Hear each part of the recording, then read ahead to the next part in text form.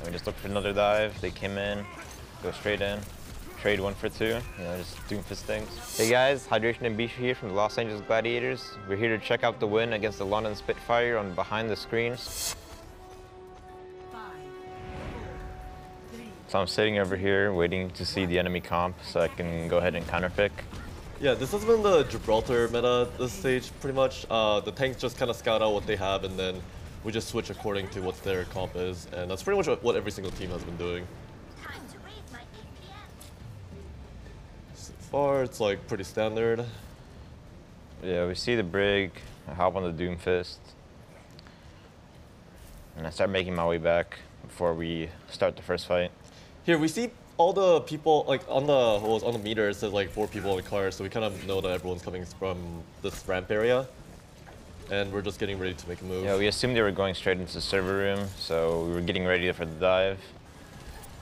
And as soon as they cross, I go in for it. And that probably shouldn't have worked since they have a Brig, you can just stun me, but I guess Prophet didn't want to shield bash me or anything. This is actually my fault. I didn't know that Widow was still in the server, so I just kind of ignore him. And I think he actually gets one of us, but it doesn't really matter since we have res.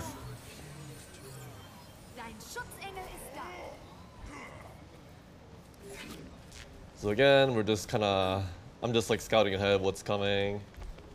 Maybe get some extra damage in. It doesn't seem like it does much, but it's always annoying to get one of the tanks out of high ground. Also here we saw Prophet swap to Genji and then swap back to Brig for some reason, so we knew his ult was back to 0. Yeah, that was pretty handy. And we just looked for another dive. They came in, go straight in, trade 1 for 2, you know, just Doomfist things.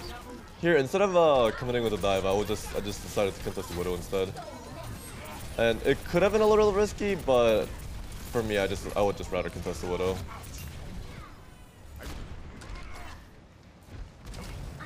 And as everyone knows, you know, having 6 ults is really cool and all, but you know, it's a science that you lose no matter what if you have 6 ults. This has been proven many, many times.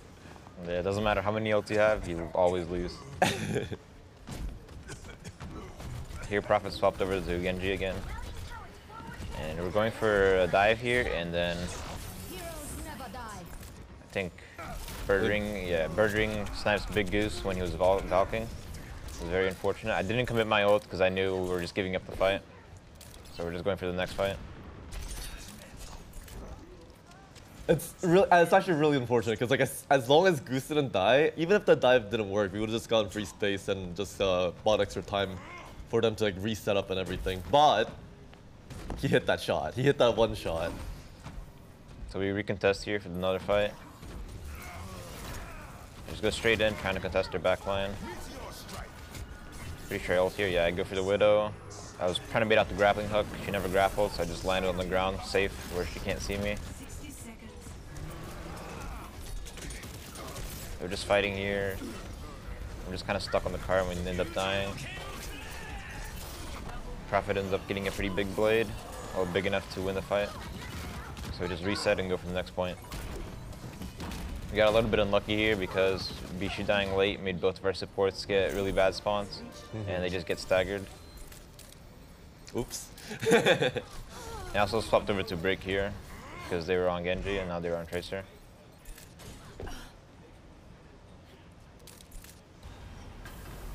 So retaking Gibraltar's second point is always hard, but there's actually a really cool bomb that I do. Here we just start contesting the plane area and then just try to get some space. We get picked here, I think, by the Widow, but it doesn't matter since we have res. But here, funny thing is, there's like a set bomb you can do, but it basically splits up the entire. It really splits up their team, and right now the Brig and their Zen has to push up against us.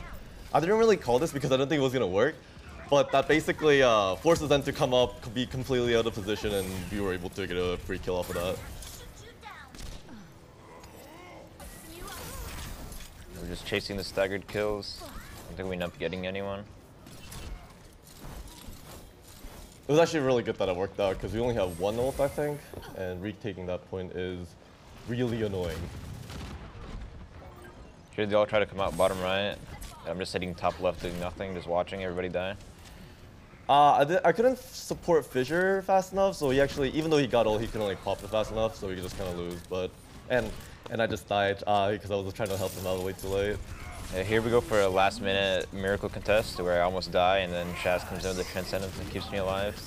And eventually, everybody comes back in time. Sure, get some picks, and we win the fight. Just get Pixel.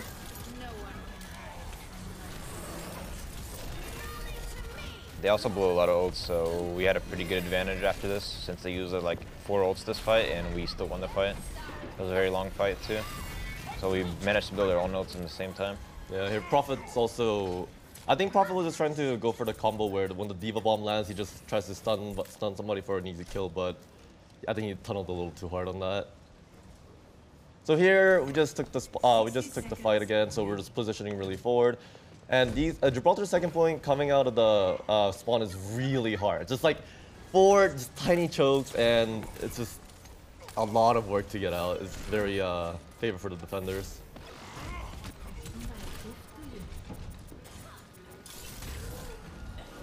Here they almost killed Surefour, but me and Goose were pocketing him really hard, maybe even Shaz. Yeah, I was even matrixing him.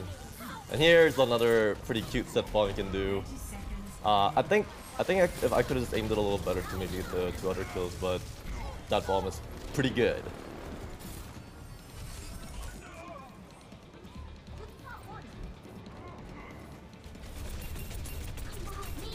Again, just pressuring forward. And if I go past the choke, basically, I can like kind of tell where the Widow is at, so I can tell Surefour where the Widow is, and we kind of always have an advantage that way. Yeah, here's the last fight. They wanted to start the car. We made sure to block the Diva before she could get there. The monkey also gets pretty much killed, and then they're able to touch after that. So even though we had our unlucky first defense, we held the second point really well.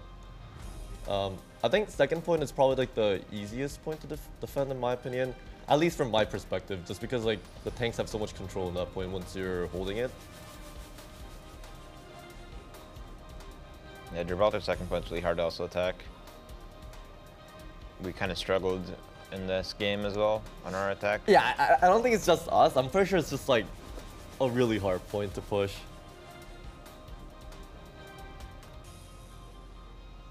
And I think it's like also one of the most frustrating points to push out, because I don't know, at least it's like not usually the case anymore, but I remember in earlier stages like our team used to get pretty frustrated trying to get out of this choke. It also doesn't help that Widow can see the whole map. Yeah, it's pretty nice. So this is like the cheese that everyone's been doing, just like play Hog on the first push just so we can like maybe surprise the Diva, but I feel like all the Divas got hooked enough that we all learned. We've all been hooked. So all the cars pushing, we just want to take the tanks off the ground, high ground. Here I stopped to Brig because they have the Genji. So I'm coming back still while we're fighting. And try to get high guard control. Yeah, our next goal is to take tanks off this like last kind of really good high ground for them. Pressure jumping. They counter pick back and swap to Brig. So now we're doing a mirror match. Birdwing was playing really well, just like throughout all the matches. He's ever since like his wrist got better, I think he really got his one back.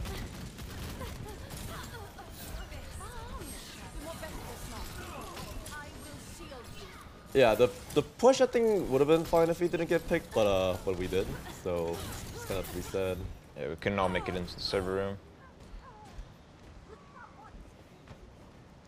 If the defending team realizes what kind of rotation we want to do, and their tanks are playing smart, it's like really easy to deny good positions.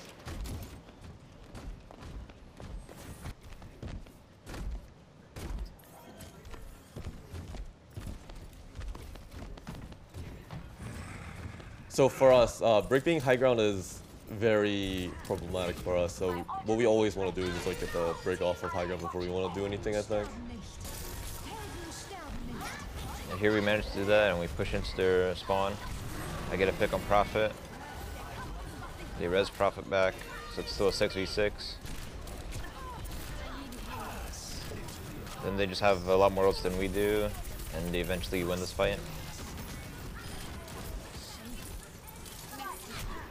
Yeah, I think this fight could have gone either way, but they came out of this one. Yeah, they used up all their ults, and I went ahead and swapped to Hanzo after this. And it's just a better comp against what they have, so we're able to win the next fight. Yeah, I mean, I'm sure everyone would have noticed, but like this stage, there's like a lot of mind game and counter picking. Flexible team definitely has an advantage this stage. And hydration and Surefour is like incredibly flexible, so it really worked out for us.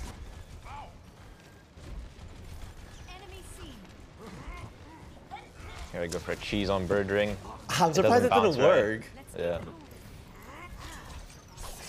Get a nice flick on Prophet. That was 30.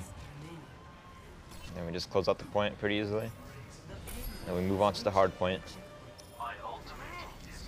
We managed to get a staggered kills here on their back line. Yeah, basically what they did to us. It's a pretty similar game so far.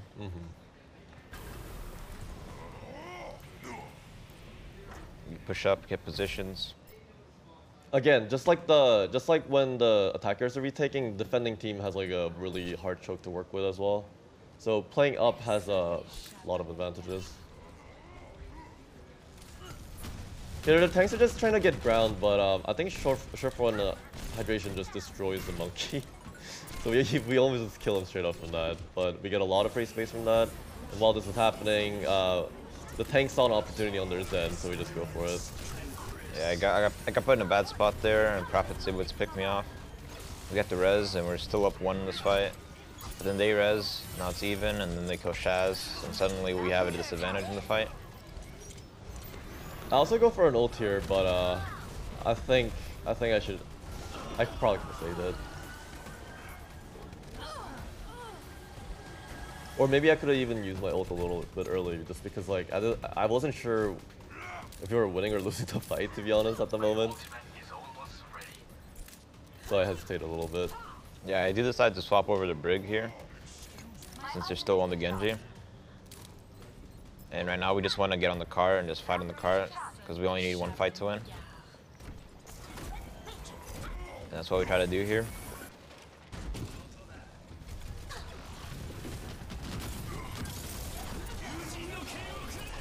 They have Blade here, but we kite back really well, and we're able to kill him. This was super... I mean, we played it well, but I think it was also like unfortunate. Because we didn't have any ults. We shouldn't have won this fight. We also like somehow killed the Mercy because they popped Trank, but Fisher and I had like perfect damage going into the Mercy, so we somehow melt the Mercy like in like a 0.5 second window, and yeah, that's how we won. Yeah.